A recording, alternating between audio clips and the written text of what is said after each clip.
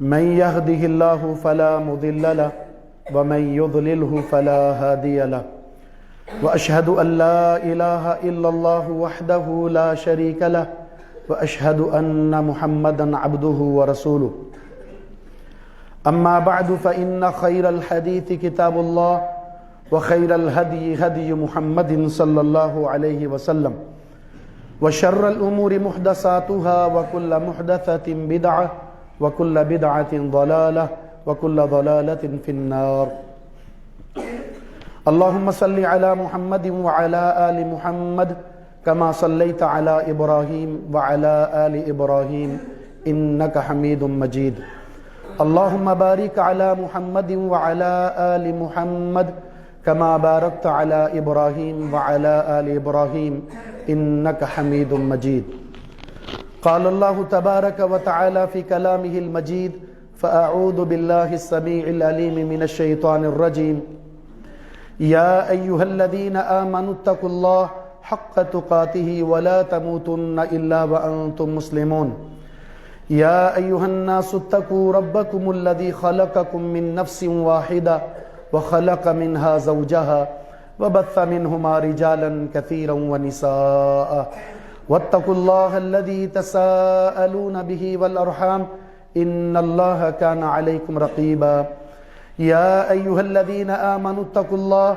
وقولوا قولا سديدا يصلح لكم أعمالكم ويغفر لكم ذنوبكم ومن يطع الله ورسوله فقد فاز فوزا عظيما رب اشرح لي صدري ويسر لي أمري واحلل عقدة من لساني يفقهوا قولي اللهم انفعنا بما علمتنا وعلمنا ما ينفعنا وزدنا علما وقال تعالى في مقام آخر والله أخرجكم من بطون أمهاتكم لا تعلمون شيئا وجعل لكم السمع والأبصار والأفئدة قليلا ما تشكرون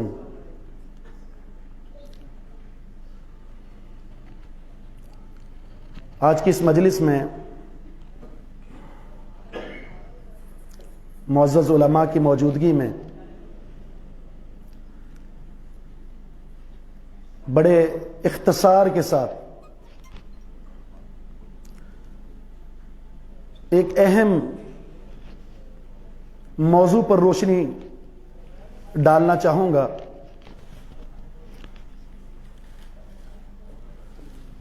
اور وہ ہے کہ معاشرے میں پھیلے ہوئے ان فتنوں کا سد باب کیسے ممکن ہے۔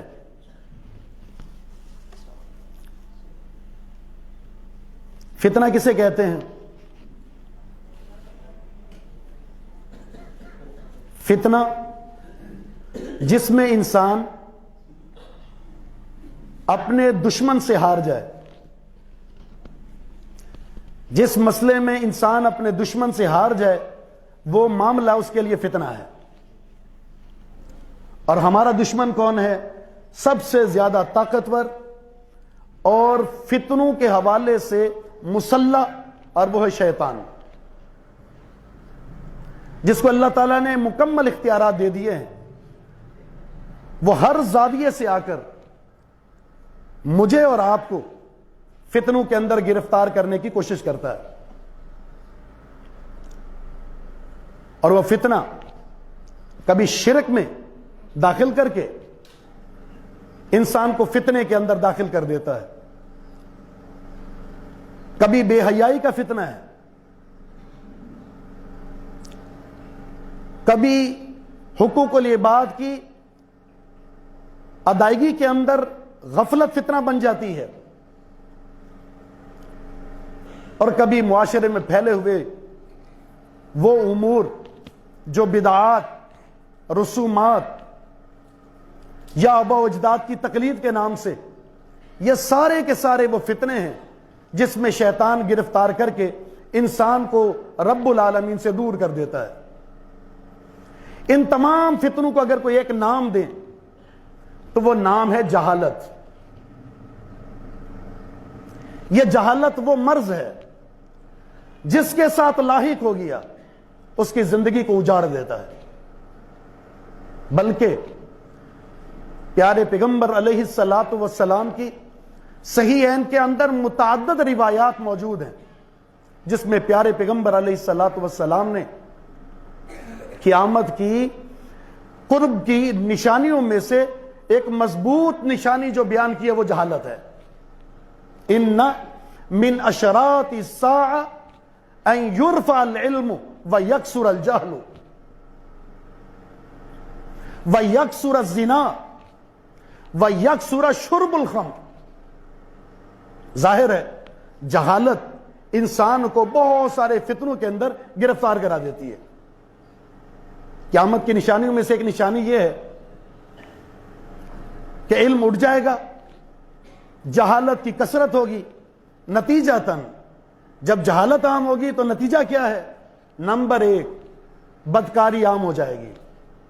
معاشرے کے اندر اریانی، بے حیائی، اور وہ بے حیائی اور اریانی اس خطرناک حد تک ہوگی کہ معاشرے کے اندر اسے بے حیائی سمجھا ہی نہیں جائے گا. آج دیکھیں جدید شکلیں اس کی. فیمس ہونے کے لیے، اپنے آپ کو مشہور کرنے کے لیے ٹک ٹاکر جو بن جاتے ہیں، اس میں آپ نے یہ دیکھا ہوگا انسان مشہور ہونے کے لیے ایسی کارروائیاں آیا کر دیتا ہے، نتیجتاً وہ مشہور ہو جاتا ہے اور اس کی عزت ختم ہو جاتی ہے. یوٹیوبر بن جاتے ہیں اور وہ خواتین کی ایک لمبی لسٹ ہے. اور یہ یوٹیوب جہاں بہت سارے اچھے فوائد ہیں لیکن نوجوان کی بربادی کا سبب ہے. آج یہ فتنہ وہ انسان کے جیب کے اندر آ چکا ہے، گھر کے اندر موجود ہے، بستر میں موجود ہے، دیکھنے والا کوئی نہیں ہے. والدین اعتماد کرنے کے بعد چھوڑ دیتے ہیں. نتیجتاً اس فتنے کی لعنت نے نوجوان نسل کا غیرت کا جنازہ نکال دیا ہے. سبب کیا ہے؟ جہالت. اور دوسرا کیا بیان فرمایا؟ جب جہالت عام ہو گئی، بدکاری بڑھے گی اور پھر شراب نوشی عام ہو جائے گی. ہماری نوجوان نسل جہاں شہرت چاہتی ہے وہاں کھانے پینے کے معاملات کے اندر دیکھیں بے راہ روی ہے. نشہ نوجوان نسل کے اندر عام ہو چکا ہے. یعنی ایک وقت تھا جب معاشرے کے اندر ہر شخص ذمہ داری سمجھ کر اصلاح کی کوشش کرتا تھا. آج ہر سب نے ہاتھ کھڑا کر دیا ہے. نتیجہ کیا ہوا؟ کالج ہے، یونیورسٹیز ہیں، یا پارک ہیں، ہوٹل ہیں، ملے گلی محلے ہیں، ہر جگہ نوجوان نسل کے ہاتھ میں نشہ موجود ہے. کوئی شراب پیتا ہے، کوئی سگریٹ نوشی کے ساتھ، کوئی مختلف چیزوں کے ساتھ. یہ علامت ہے. لیکن یہ شروع کہاں سے ہوئی؟ جب علم اٹھا اور جہالت آ گئی. ان بین یدی الساعۃ لایاما ینزل فیہا الجہل. ایک دوسری حدیث کے الفاظ ہیں قیامت سے پہلے یقیناً ایسے دن آئیں گے جس میں جہالت اترنا شروع ہو جائے گی، سرایت کر جائے گی.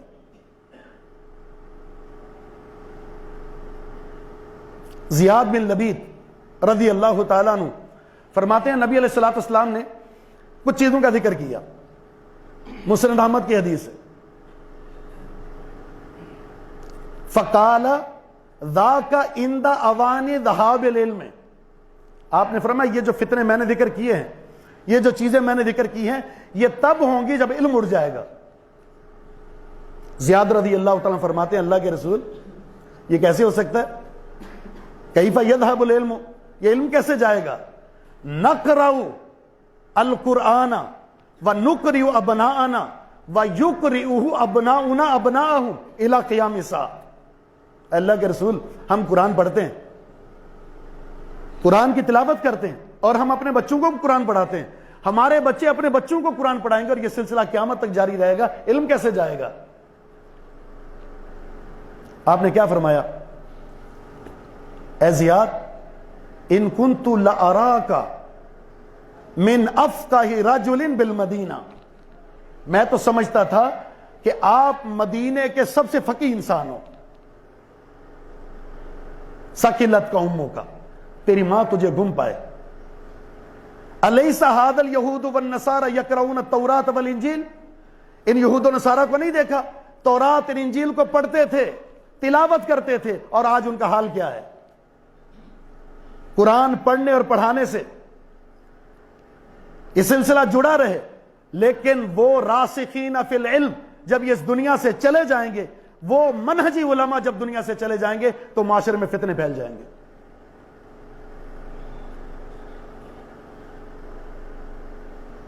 और ये जहालत जो है बदतरीन फितना है।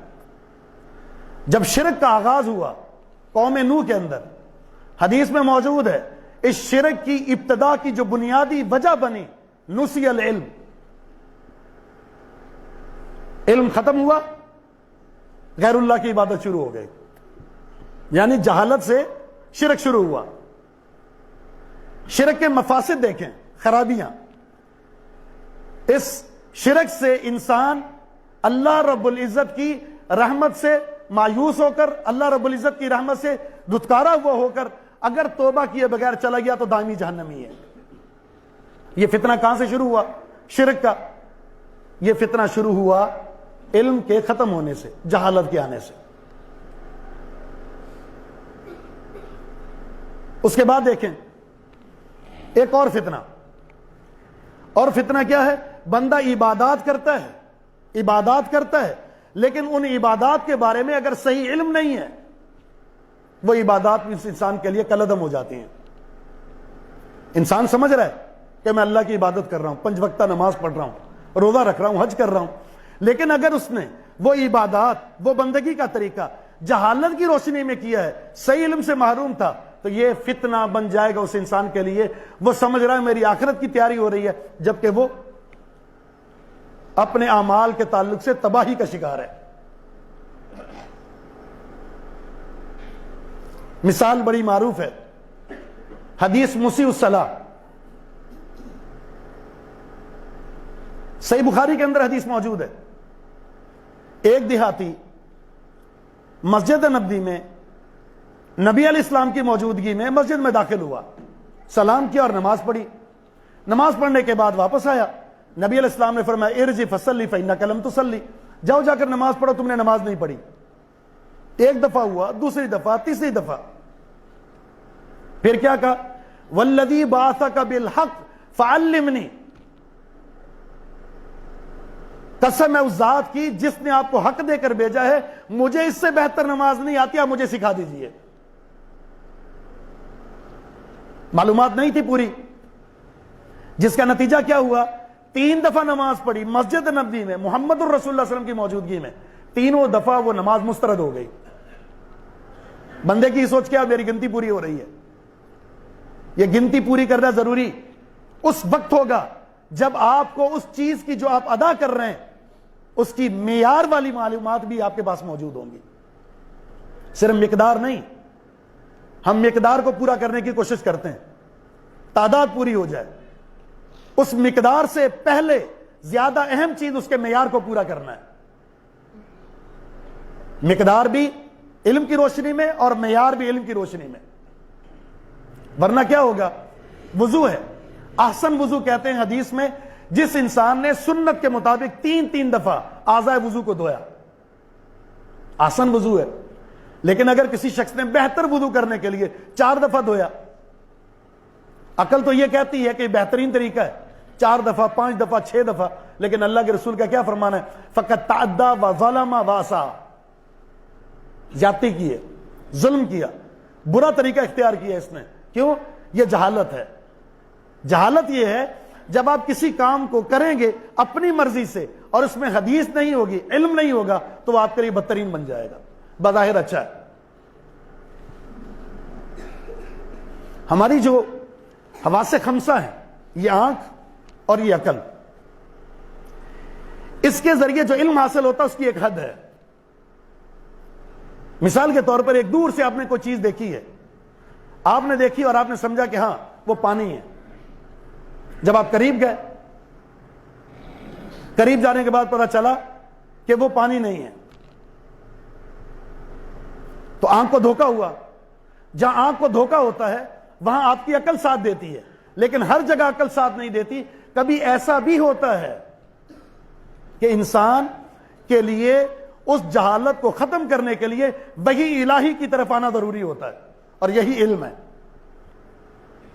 جھوٹ ہے، سچ ہے، حلال ہے، حرام ہے، جائز ہے، ناجائز ہے، ان چیزوں کے لیے انسان کی آنکھ یا انسان کی عقل کافی نہیں ہے، بلکہ محمد الرسول اللہ صلی اللہ علیہ وسلم کی ہدایات ضروری ہے، ورنہ یہ جہالت ختم نہیں ہوگی۔ مثلا ابو داؤد کے اندر ایک قصہ ہے، نبی علیہ الصلوۃ والسلام کے صحابہ کسی سفر میں،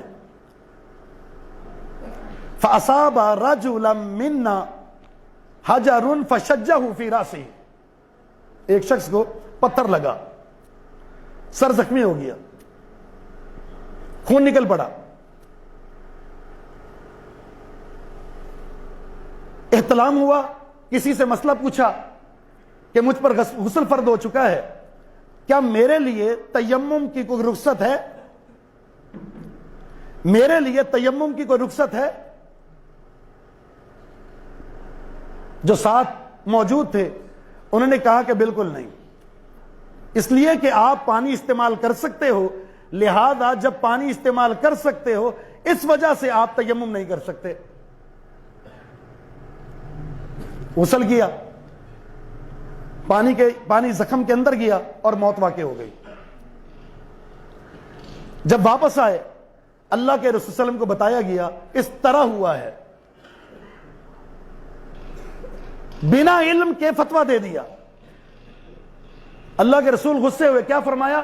قاتلوہ قاتلہم اللہ، انہوں نے اسے قتل کر دیا، اللہ ان کو قتل کر دے۔ موت واقع ہو گئی جہالت کی وجہ سے۔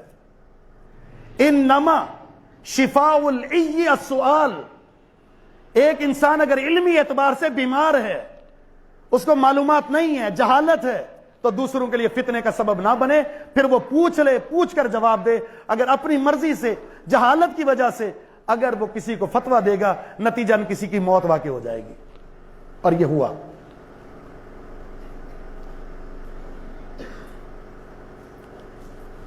نبی مکرم صلی اللہ علیہ وسلم، یہ قصہ بڑا مشہور اور معروف ہے۔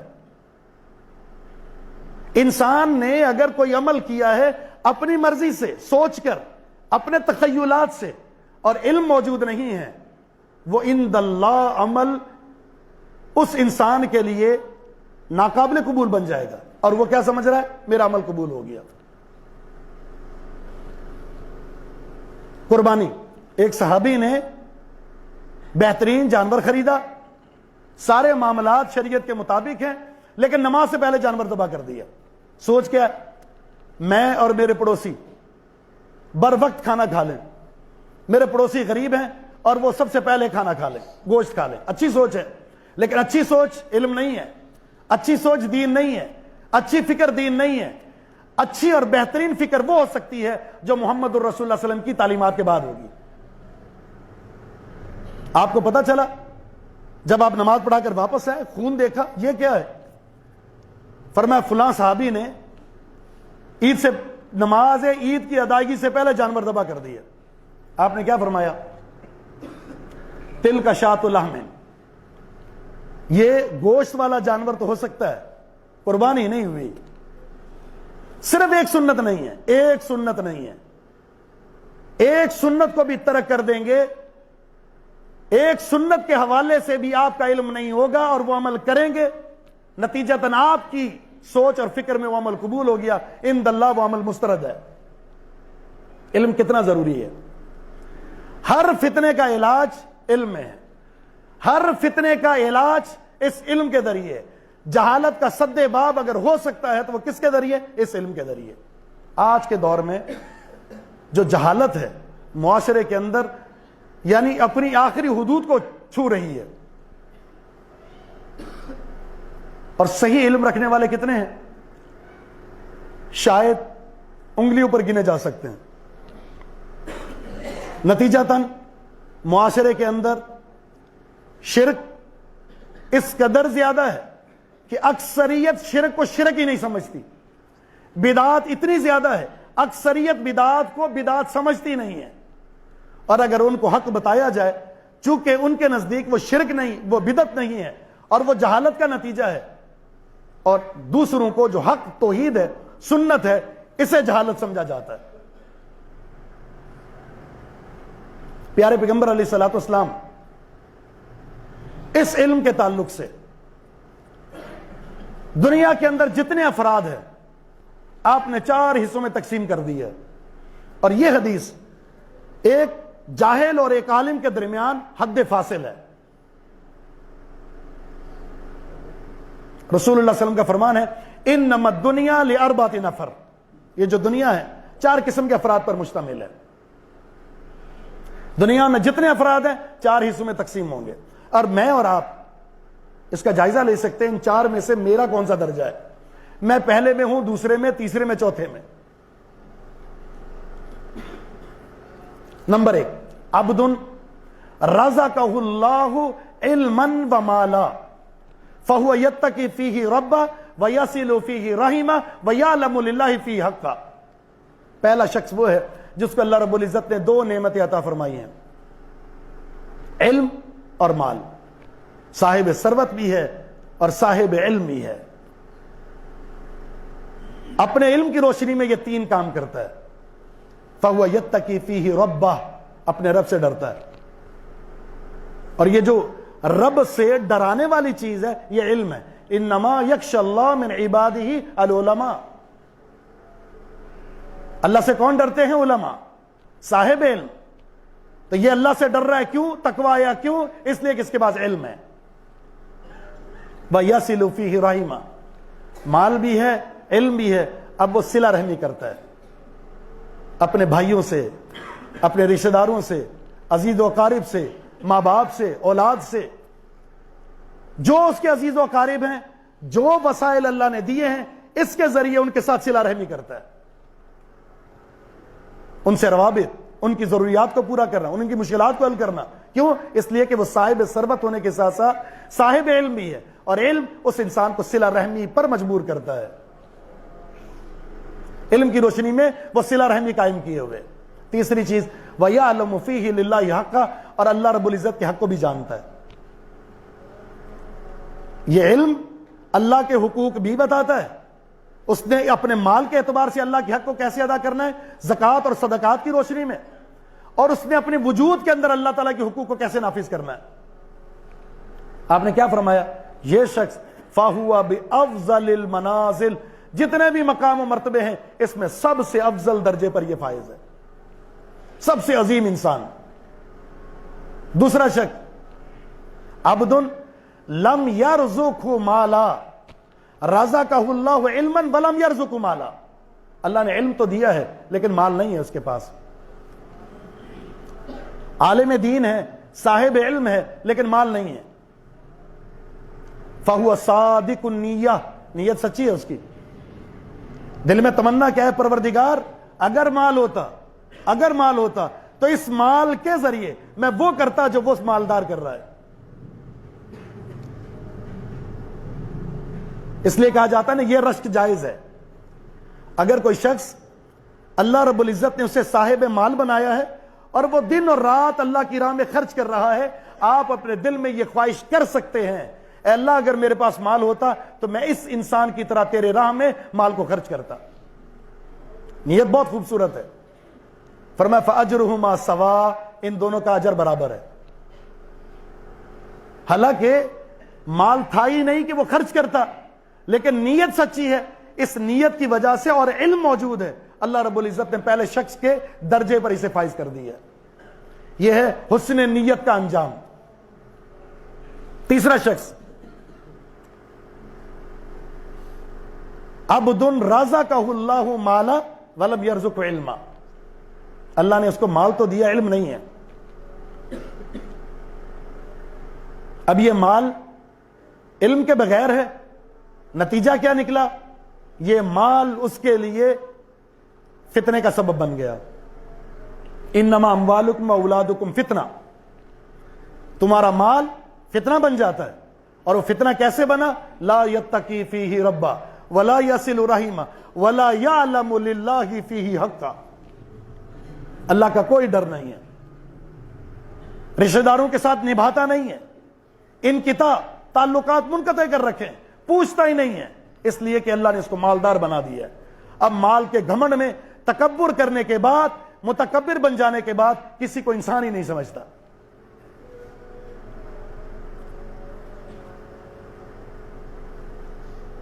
تو نہ تو اللہ سے ڈرتا ہے، نہ صلہ رحمی کرتا ہے، نہ اللہ کے حقوق ادا کرتا ہے۔ فَهُوَ بِأَخْبَثِ الْمَنَازِلِ، سب سے بدترین مقام پر یہ فائز ہے، سب سے بدترین مقام پر، خبیث ترین مقام پر۔ کیوں؟ اللہ رب العزت کی نعمت مال اسی کے خلاف استعمال کر رہا ہے۔ چوتھا درجہ، لم يرزقه علما ولا مالا، نہ اسے علم ملا ہے نہ مال ملا ہے، کچھ بھی نہیں، کنگلا، فقیر، کلاش، پھٹے کپڑے، پاؤں میں جوتے نہیں ہیں، بکھرے ہوئے بال ہیں، لیکن سوچ کیا ہے؟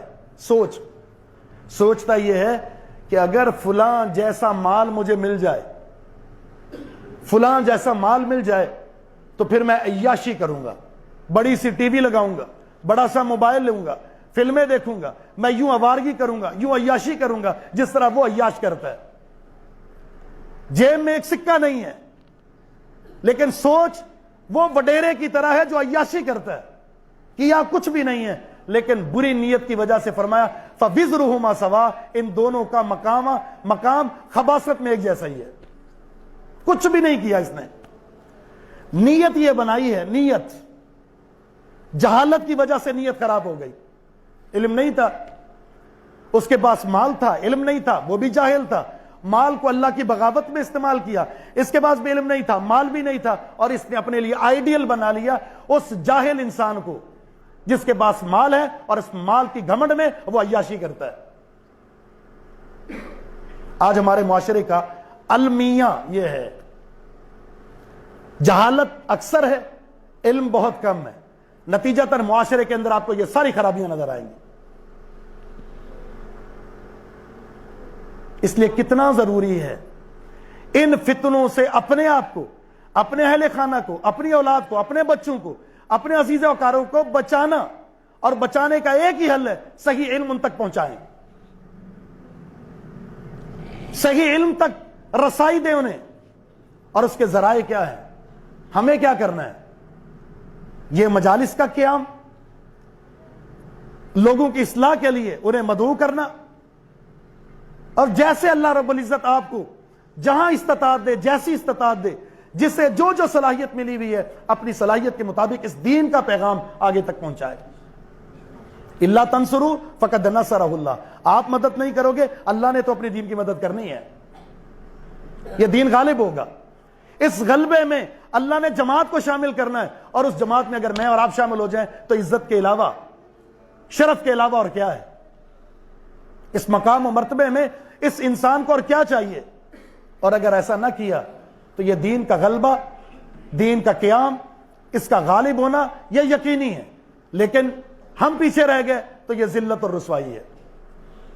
اس لیے حسن بصری رحمہ اللہ کا بڑا خوبصورت قول ہے،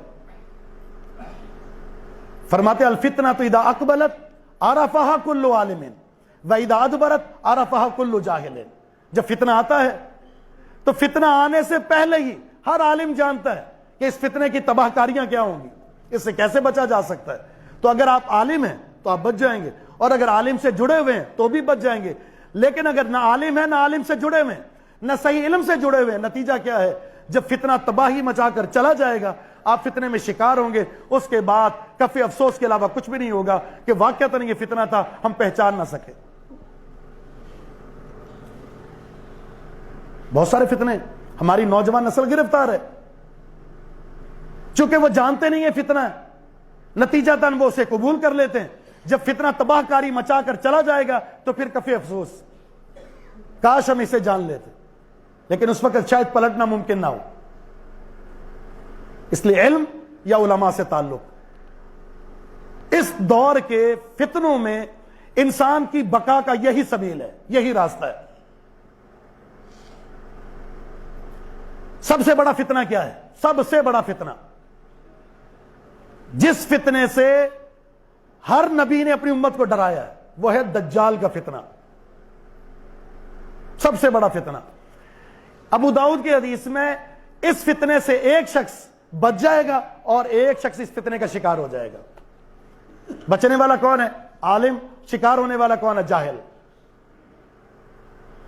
جب اس سب سے بڑے فتنے سے اگر علم بچاتا ہے تو اس سے بڑا کوئی فتنہ نہیں ہے جس سے علم نہ بچا سکے۔ ابو داؤد کی حدیث ہے، رسول اللہ صلی اللہ علیہ وسلم کا فرمان، جب دجال کا ظہور ہوگا، دجال ایک شخص کے پاس آئے گا اور اسے کہے گا میری اطاعت کرو، میں تمہارا رب ہوں۔ وہ انکار کرے گا، پھر اسے کہے گا کہ میں تمہارے لیے تمہارے ماں باپ مر چکے اسے زندہ کروں تو مانو گے؟ تو کہے گا زندہ کرو۔ فَيُتَمَثَّلُ لَهُ الشَّيْطَانُ شَيْطَانَانَ، شیطانان، دو شیطان اس کے سامنے اس کے ماں باپ کی شکل میں ظاہر ہو جائیں گے۔ کیا طاقت دی ہوگی اللہ نے اس دجال کو فتنہ پروری کی۔ ماں باپ زندہ ہو گئے، کیا کہیں گے؟ یا بنیا اتبعہ فإنہ ربک، اے بیٹے اس کی پیروی کر لو، یہی تمہارا رب ہے۔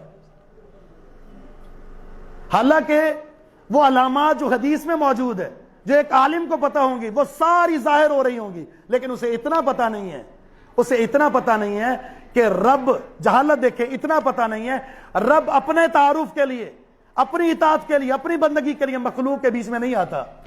لا تدرک الابصار۔ اسے اتنا پتہ نہیں ہے کہ رب وہ گوشت پوشت کا وجود رکھنے والا نہیں ہے۔ اسے اتنا پتہ نہیں ہے کہ یہ کانا ہے اور رب اس عیب سے محفوظ ہے۔ اسے اتنا پتہ نہیں ہے کہ اس کی پیشانی پر کافر لکھا ہوا ہے۔ یہ ساری کی ساری علامات موجود ہیں، لیکن یہ جاہل تھا، اس فتنے میں مبتلا ہو کر اس کو اپنا رب بنا لے گا۔ اور دوسرے شخص کو کہے گا مجھے اپنا رب مانو، میری اطاعت کرو۔ وہ عالم ہے، نشانیاں دیکھی، کافر لکھا ہوا ہے، کانا ہے، تو کہے گا اشہد انک دجال، میں گواہی دے کر کہتا ہوں تو دجال ہے۔ اسے مار دے گا اور دوبارہ زندہ کرے گا اور کہے گا اب بتاؤ، اب مانتے ہو میں تمہارا رب ہوں؟ تو پہلے سے زیادہ اس کا یقین بڑھ جائے گا اور وہ کہے گا کہ تمہاری کذابیت میں پہلے مجھے شک نہیں تھا، لیکن اب میرا یقین اور بڑھ چکا ہے۔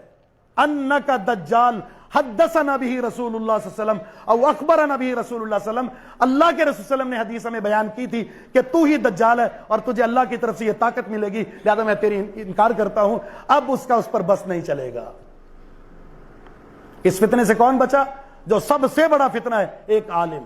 اس فتنے میں کون مبتلا ہوا؟ وہ شخص جس کے پاس علم نہیں تھا۔ جب اس فتنے میں مبتلا ہو گیا وہ جاہل انسان، تو اس کا معنی یہ ہے کہ جتنے بھی فتنے معاشرے میں آئیں گے وہ کسی بھی اعتبار سے، وہ عقائد کے اعتبار سے، عبادات کے اعتبار سے، معاملات کے اعتبار سے، وہ ہر طرح کے معاملات، ان تمام فتنوں کا سد باب اگر ممکن ہے تو ایک ہی طریق ہے، اور وہ علم۔ اور علم کہتے ہیں اللہ رب العزت کی وحی، محمد الرسول اللہ صلی اللہ علیہ وسلم کا فرمان، اللہ کا کلام، یہ وہ علم ہے، یہ وہ وحی ہے جس کے ساتھ جڑ جانے کی صورت میں آپ تمام فتنوں سے محفوظ ہو جائیں گے۔ اگر آپ نے کتاب و سنت کو چھوڑ دیا، منہج علماء کو چھوڑ دیا، علمی مجلسوں کو چھوڑ دیا، ان سے روابط کو چھوڑ دیا، کتاب و سنت کے تمسک کو چھوڑ دیا، دنیا کی کوئی بھی طاقت آپ کو فتنے سے نہیں بچا سکتی، اور یہ فتنہ آپ کے جہنم میں جانے کا سبب بن سکتا ہے۔ اس لیے ایسی مجالس، ان کے اندر بیٹھنا سعادت مندی سمجھیں۔ نبی علیہ السلام نے صحابہ سے کیا فرمایا تھا؟ اے میرے صحابہ، اذا مررتم بریاض الجنت فرتعوا منها، جب باغات سے گزرو تو کچھ کھا پی لیا کرو۔ صحابہ کرام فرماتے ہیں اللہ کے رسول کہاں سے، کون سے باغات، کیا کھانا ہے؟ آپ نے فرمایا حلق و ذکر، اللہ رب العزت کی بندگی، اس کے ذکر، اس کے کلام، پیارے پیغمبر علیہ السلام کے فرامین کو جہاں پڑھا جا رہا ہے، سنایا جا رہا ہے، یہ ہے ریاض الجنہ، یہ ہے وہ مقام جہاں پر اللہ رب العزت کی نعمتیں نچھاور کی جا رہی ہیں۔ یہاں جا کر اپنی روح کو کچھ کھلا لیا کرو، روح کی خوراک ہے یہ، اور نبی علیہ السلام کی یہ میراث ہے۔ اس لیے اس علم سے جو تعلق ہے جتنا استوار ہوگا، جتنا مضبوط ہوگا، جتنا آپ کا تعلق علم اور علماء کے ساتھ ہوگا، آپ معاشرے میں ان فتنوں سے آگاہ بھی رہیں گے اور اپنی عبادات کو، عقائد اور نظریات اور معاملات کو تحفظ بھی فراہم کر دیں گے۔ اللہ سے دعا ہے کہ رب العالمین ہمیں صحیح معنوں میں ان فتنوں کو ختم کرنے اور ان کا سد باب کے لیے علم اور علماء سے جوڑنے کی اللہ تعالیٰ ہمیں توفیق عطا فرما دے۔ وما توفیق الا باللہ، وآخر دعوانا ان الحمد للہ رب العالمین۔